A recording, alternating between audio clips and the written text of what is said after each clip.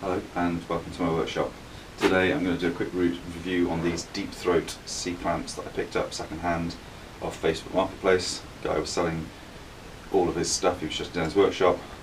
I bought every clamp that I could possibly find. I'll link to all the other reviews that I've done of the clamps that I bought from him. Most of the stuff he was selling at less than 50%. I've checked on Amazon this morning. These are going for £17 for each, £17 each, and I paid £10 for two of them. So I thought I'd give it a go, see.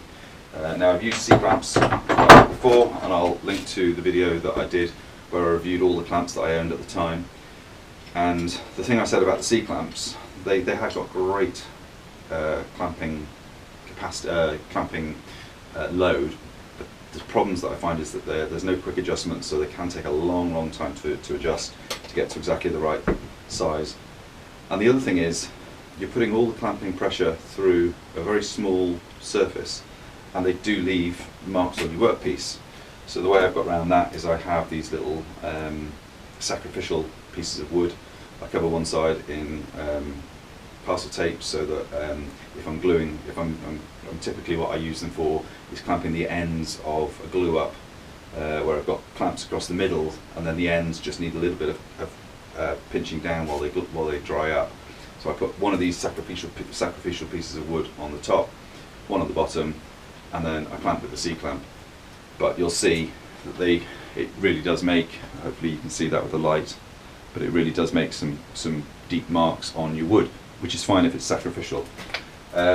So these I'm not a massive fan of C-clamps. I think they've got their place. Typically I've got a lot of very small ones actually, which I use for various things around the workshop, just quickly clamping something. Well, not quickly, that's the problem, it's the slow adjustment, but just clamping something. So these deep throat ones obviously have quite a serious advantage over the normal ones in terms of being able to reach across your workpiece. You see, this is the problem. I've now got to adjust that. So you can reach a long way onto your workpiece as opposed to your conventional one where you can only go that far onto your workpiece. So I'm pleased with them, but I don't know how much I'm going to use them. But I did look at some deep throat ones when I was buying my original clamps. They're very expensive. I don't know if I've mentioned this at the beginning of the video, but they wanted £17 for each, and I got two of them for £10, so I'm quite pleased with that. I will definitely use them, but not probably as often as I use my other clamps on the other videos that I've done.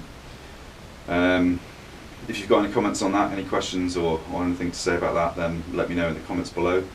If you've got time to like the video, that's great. Have a look at my other clamping videos as well. And if you've got time to subscribe to the channel, even better, thank you very much. And until next time, stay safe.